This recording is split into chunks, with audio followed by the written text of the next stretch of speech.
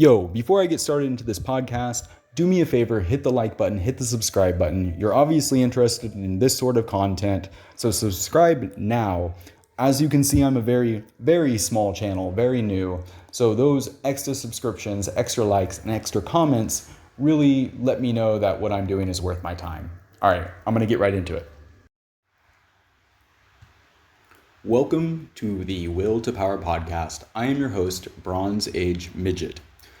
You are in for a treat today because I'm going to talk about the basic principles of what I consider my whole political philosophy. This is Nietzschean socialism, or right-wing socialism. And I would contend there is no future without right-wing socialism. But it's a very, very misunderstood topic. And luckily, you have me to explain it to you. Let's get right into it.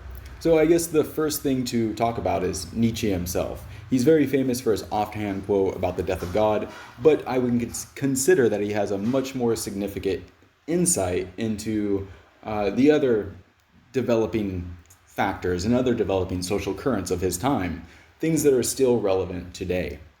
This includes things like the notion of slave morality, the common social mores among the kind of middle class and lower classes, this notion that poverty is a virtue and being wealthy is necessarily bad. It's a very poisonous idea that basically makes a virtue out of the qualities of being a loser. So that's Nietzsche's basic rundown of slave morality. On the other hand, you have the concept of the Übermensch, or the higher man, the greater man, who is characterized by an unleashed creative desire, creative drive, and a will to power. Again, this is a very amorphous concept, but just think about the higher sort of person, right? The kind of person that goes after what they want, that has success in life, that builds things, that is the creator, the material creator in the world today.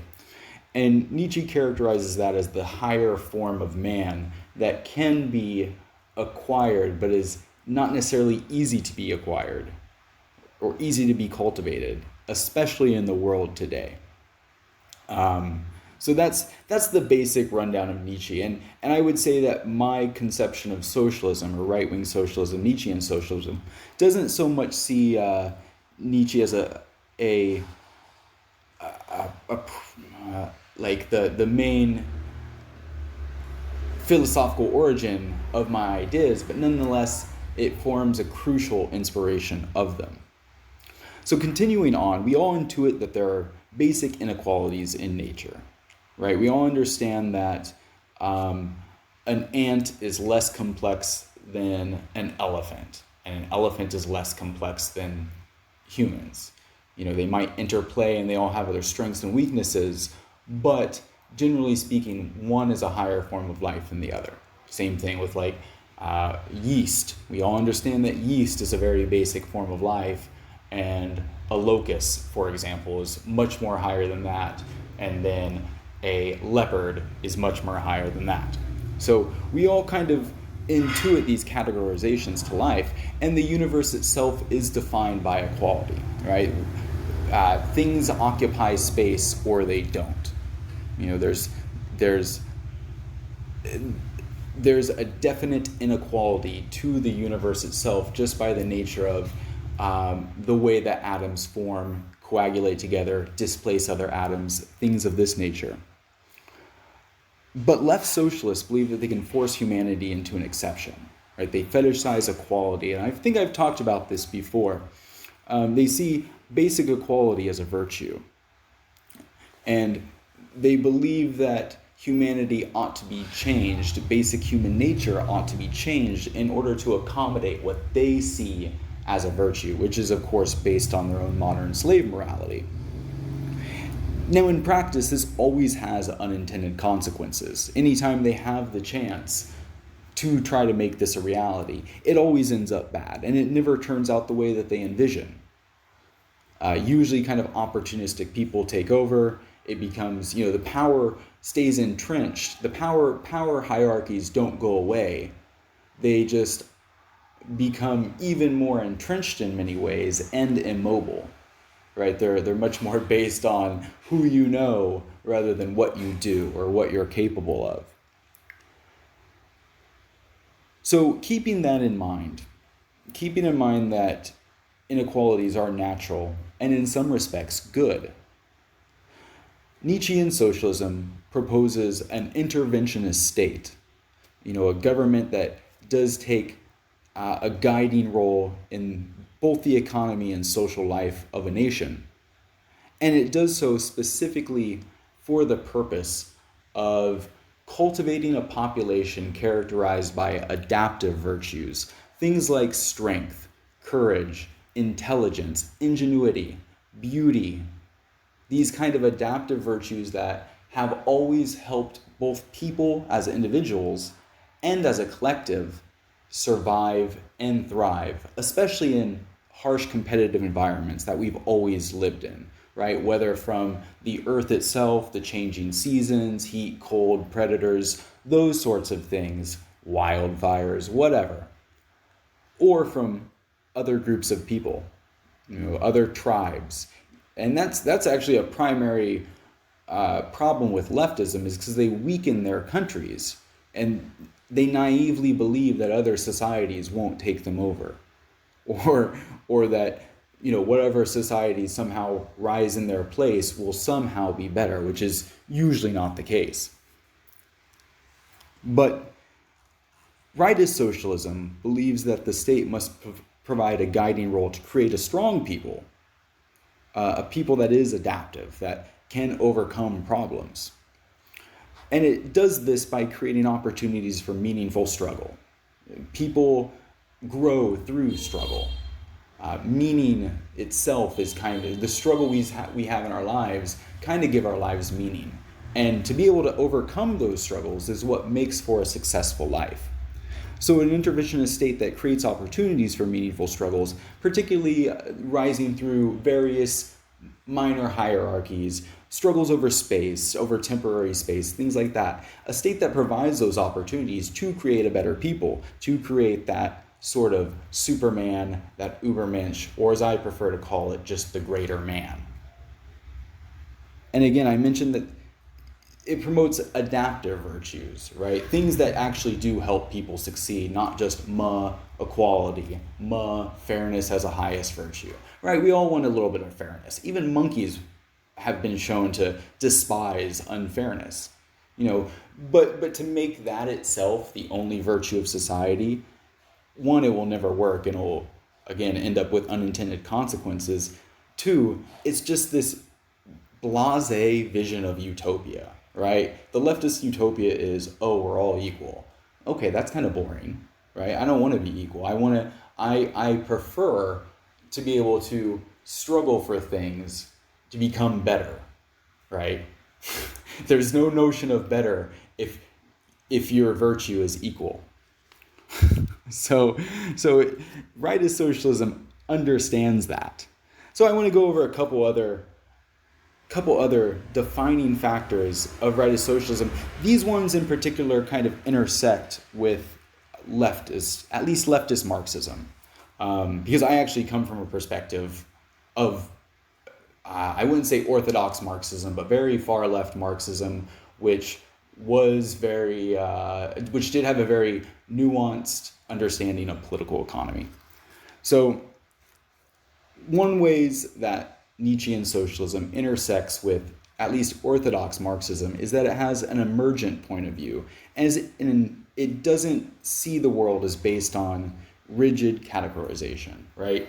So the way I try to view the world is seeing what trends are emerging, what's probabilistic, what's going to happen in the future, which is much more important than what's happening today or what happened in the past. Now, Marx himself at his best moments was also very much like this. But what you have on both the left and the right is,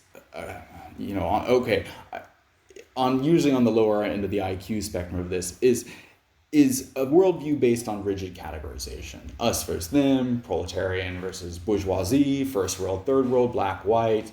And then on the other hand, you have, the right-wing versions of that, which is often black, white too, white people versus the world, Jews versus Anglos, this kind of craziness.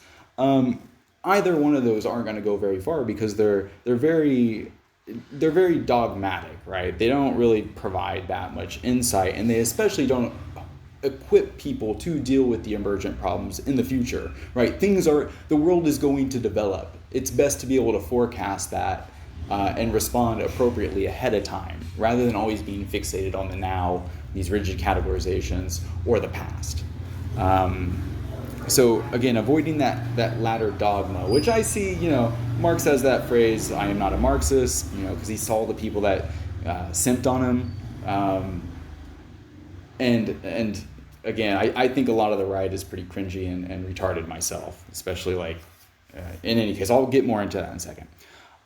The second point that intersects with leftist Marxism is historical materialism, right? So I do have a very historical materialist point of view in the sense that the base or the level of technological advancements, what humans are physically capable of through technology and through the understanding of the physical world, that determines the relations, the economic relations at least, that people are capable of. And that in turn, those relations in turn affect the superstructure, the things like the state, the culture, religions, philosophy, the way people interpret the world. So it is this very three-tiered level understanding of how the world develops that is consistent with orthodox Marxism. But I see this historical materialism is as lending itself towards a view that is very different than Marx himself, and that is especially different from the left today. The left doesn't really have an answer to why trannies are so popular. Right? But based on historical materialism, you could say that, well, we've reached a level of technology in which people are so taken care of that women have been, liberated from traditional gender roles. This has also created a superstructure in which men are demonized as men and for masculinity, which also, very much supports those who are in charge of the relations of production.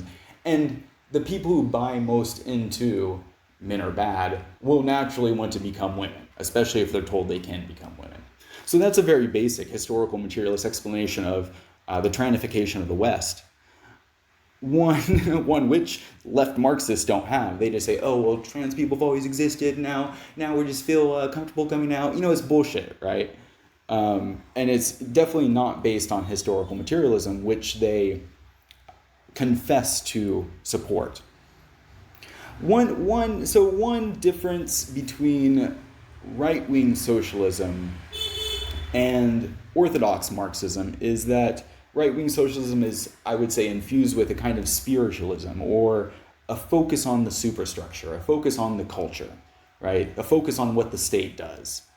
Not simply just, we have to have equality in the relations of productions, but rather, what does society actually look like? What actually makes people happy and feel like they have meaning in life?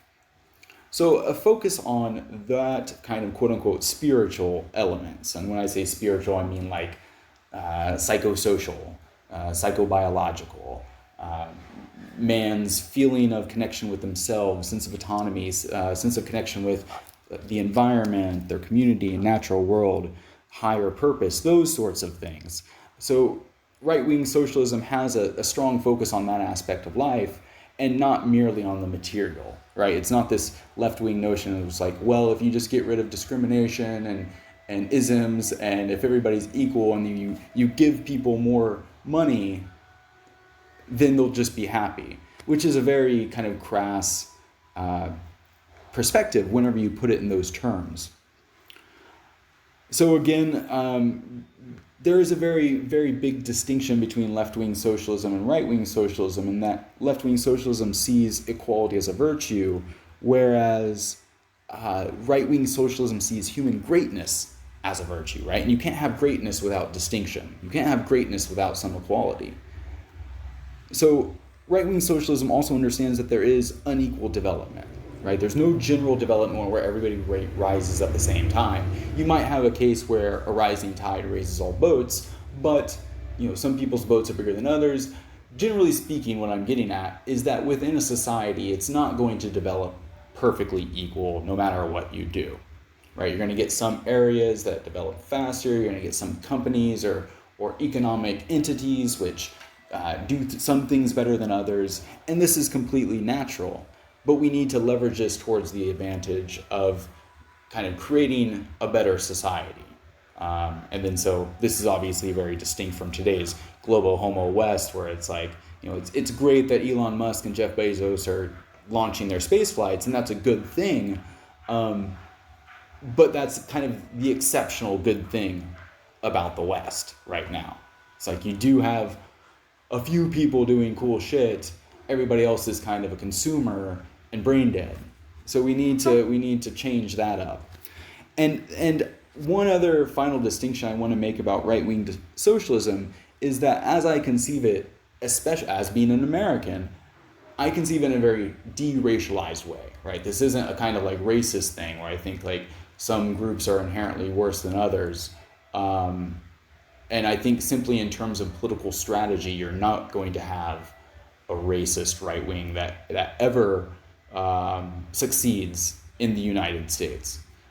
It's simply foolish as well, right? I would much rather have the Hodge twins on my side, or I conceive of the Hodge twins being much further on my side. And if you're not familiar with the Hodge twins, they're two, I guess, black people of color. I don't know what they call themselves. They're huge, they're black, they're men, they're strong, they're twins. They're funny as fuck.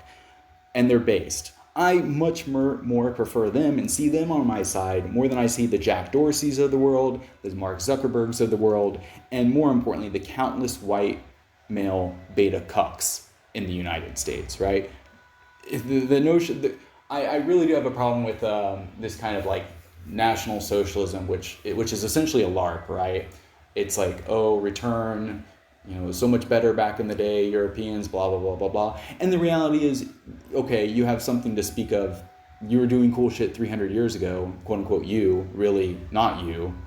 The people who spawned you were doing cool shit 300 years ago. What the fuck is your group doing now, right? You're cucks. That the white, if we are going to talk about race realism, let's be real. White people are cucks. It's simple. At least in the West. So I don't see any virtue of fetishizing the white race or like pretending like whites are naturally superior. Again, especially in political strategy in the United States, where you do have so many people who are people of color and who can potentially be on board with this program. So speaking of the program, I know so far this has been very abstract. And part of this podcast, I suppose, is to provide a positive definition of what right-wing socialism would be. Often on the right, it's mostly like outrage at libs or shock at whatever the left is doing right now. It's like, there's a transsexual in a monkey suit showing his dick to children. Okay, well, yeah, that's pretty fucked up. But if that's all you have is outrage over that, then you don't have much. So this has been a kind of a positive description of what right-wing socialism could be. But what about, and that was all very abstract, right? I talked about Nietzsche, I talked about the differences of the left, I talked a little bit about orthodox Marxism, the concept of inequalities defining the universe, but what does this mean on a practical level? So next I want to talk about some practical aspects. What would this look like as a program if given a chance to thrive? And I'll just start out with the most tongue-in-cheek thing. I always say universal basic gym membership, right? Every citizen and every person in the United States should be given the opportunity to easily work out, to focus on their own health, to develop their bodies. And then that way you can much more easily promote a culture around that, which would be much more better, cheaper, cost-effective, in conductive to human happiness, to conductive of a population of people who do feel good about themselves than just saying, free healthcare. I'll solve the problem that you created yourself by eating too much fried chicken. Which is, just an insane idea that would even be a thing in the United States, universal basic health care. But universal basic gym membership would be a much better idea. So the next thing, and there's none of these I would say is like defined in stone. I'm just throwing out ideas here. This is just shit I jotted down in like the span of 10 minutes. But citizenship tests, right? Or voting tests. Or at least much better civil education than what is currently taught in the West. So the notion that this whole universal voting and universal citizenship, that everybody's entitled to the same voice, that's a stupid idea. And on multiple levels, really multiple levels. Like the notion of democracy, right, started in Athens. The only people that could vote in Athens were men who had finished military training, and I think maybe even were married or something like that. It was not this thing where like anybody and everybody who's breathing can vote because they're breathing. The other problem with even democracy on the face of it is that democracy, as defined by people get to vote in representatives, you're basically empowering the people who are best able to manipulate public opinion at that point. So essentially democracy is ruled by the media, which is, again, a terrible idea. Who owns the media? Especially in the West. It's not Westerners usually. But let's continue. I digress. So citizenship tests or voting tests, or at least much better civil education. That would be a very practical component of a right-wing socialist state. The next thing is banning pesticides and single-use plastics, which have a harmful effect on both the environment and human health, especially at the hormonal level. That one's pretty basic. A lot of these things I hope various people can get on board, right? Like this, and this is an important thing, banning pesticides and single-use plastics. We're basically like really fucking up the world and fucking up the health of future generations by soaking the earth and littering the earth with plastic right now. And it's not something we have to do, right? It's not like it's convenient, yeah, but lots of things are convenient. And that's, part of the problem of the world is a little bit too much convenience. But the next thing would be more public funding for social programs, sports clubs, academic and physical competitions, skills and hobby training, social and civic events that serve the imperative of the state. Again, creating that population characterized by adaptive virtues. So more spending on that rather than just giving people money and expecting them to figure out life themselves, right? Somebody who can't figure out life and needs welfare probably isn't going to be able to make the best decisions of what to do with a check. Instead, it's much more better to spend that money on social programs which educate people and which create a population that is, again, capable of taking care of themselves, and not just taking care of themselves, but thriving. Again, that's a very practical aspect of what right-wing socialism would look like. Another thing would be more spending on community-oriented infrastructure. So creating infrastructure that brings communities together rather than atomizing individuals. The next thing would be rewilding. So I'm pretty strong into environmentalism, and I think the preservation, expansion, and creation of forests and fields for the purpose of both environmental rejuvenation and providing for local unclaimed space for the exploration of temporary settlement by adventurous youth. So that was a lot right there. Sorry, I was reading that. But basically I think it would be a good idea to preserve, expand, and even create very small local forested areas. Obviously, this would be good for the environment. This would be great for biodiversity, right? You'd have a habitat for various small animals, birds, deer, rabbits, things like this. But possibly the most important thing is that these spaces create opportunities for youth, especially boys, to explore, to, in their formable years, take unclaimed space. I think that's a huge part of humanity, and especially the spirit of America is venturing out into space and taking it, claiming space. And this is something that kids need to do. So having those forested areas, having fields, having, just general areas that are public lands, but quote unquote unclaimed, provides opportunities for youth to do that. And I think that's an important thing. The next thing would be zero tolerance policies for any predatory behavior or predatory violence and violent criminality. You don't have a nice society when you have people knocking people out on the street for no reason or robbing people at gunpoint. You just don't. You don't have a good society. So you need zero tolerance for that. It's a very, very small percentage of people who commit the most heinous crimes. It's 5%, probably less than that, of men who ever rape anybody, and most rapes are committed by the same men. They do it over and over again. Same thing with violent crimes. Very, very small percentage of people commit violent crimes, but a huge proportion of them commit multiple violent crimes. The solution is simple. Very long jail terms, and not nice jail, penal colony jail, throw you in there and you survive on your own, surrounded by barbed wire fence and guns. Or, if in exceptional cases, the death penalty. Because you can't have a nice society with crime, with people violently, acting violent, acting wild, things like this. So you need zero tolerance. And that's the only way to create high trust communities. And that's kind of what we're after here, is we're after strong communities, strong people and strong communities that trust each other and respect each other. So you have to get rid of the people who don't. Simple as that. And I don't really care too much about the death penalty debate.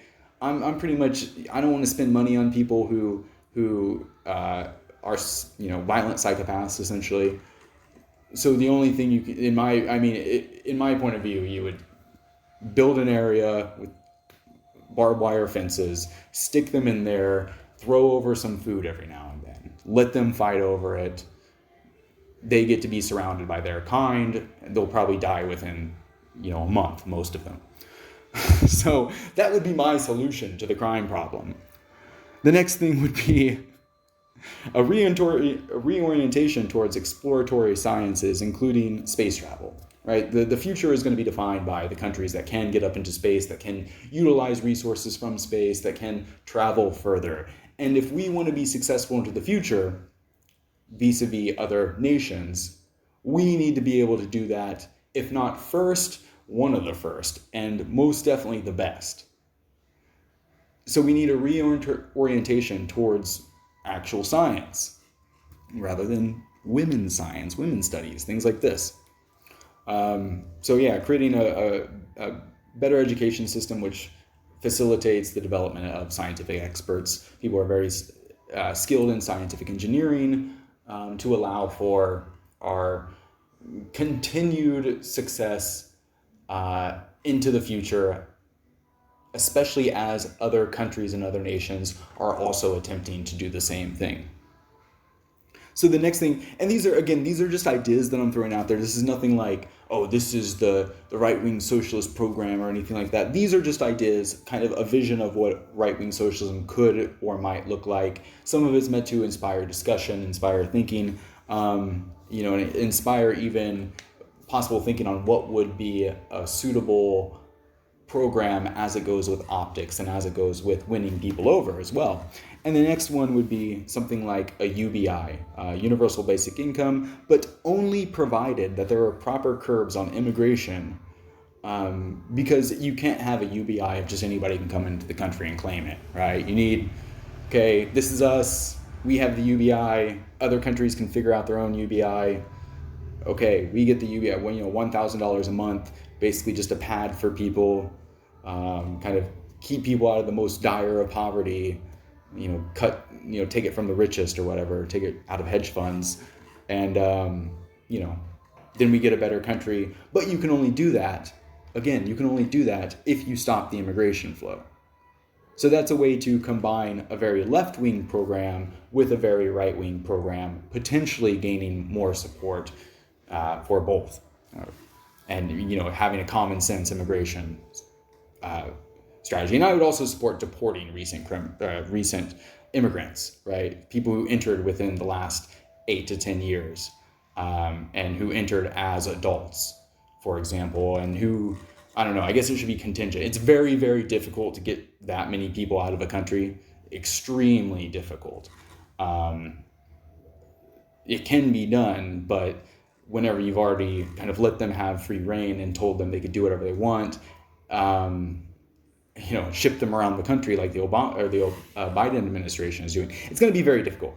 But needless to say, combining some sort of UBI with immigration restrictions, just a potential practical, programmatic point of right-wing socialism that could potentially be sold to the public as a positive thing. And finally, and this is another thing, right? Even support for something like reparations, provided it's exclusively sourced from hedge funds, from the most wealthy people who essentially do nothing. The true parasites of society. So here's a way to, okay, get rid of the racial animosity, okay, wipe the slate clean, here's the reparations, but we got it from Goldstein, who owns all the hedge funds. Kind of kill two birds with one stone, right? We get a little bit more racial solidarity, interracial solidarity, less of this division among normal people, while expropriating the wealth of the people who are causing all the problems. The people with the power, the real enemies, the globo homo Bernsteins of the world. So that's what we got to do. That's kind of right-wing socialism and Nietzschean socialism, creating, like I said, an interventionist state, which creates stronger people, stronger communities, and stronger nations, understands that we are competing against the natural world. Earth's not going to be habitable forever, right? We got to get off of it. We got to explore space if we want to, even if we didn't have competition from other countries, from China, Russia, whatever will happen in the future, who knows? India, Brazil, Canada, maybe Canada will invade us, right? Their tiny ass population. But not only that, we have finite time on the earth before something cataclysmic happens. So the faster we can figure that out, get the fuck, have the capability to get off the earth and kind of spread our population out a little bit, the more insurance we have that humanity does have longevity and can develop towards something even greater. So that is right-wing socialism. This is the podcast. If you enjoyed this, I'll tell you what to do next. Peace. Yo, thanks for listening to the Will to Power podcast. If you enjoyed this episode, please leave a comment. Let me know what you liked. If you disagreed with something, or if you had something that just piqued your curiosity, let me know. Otherwise, hit the like button, subscribe, and I will catch you next time.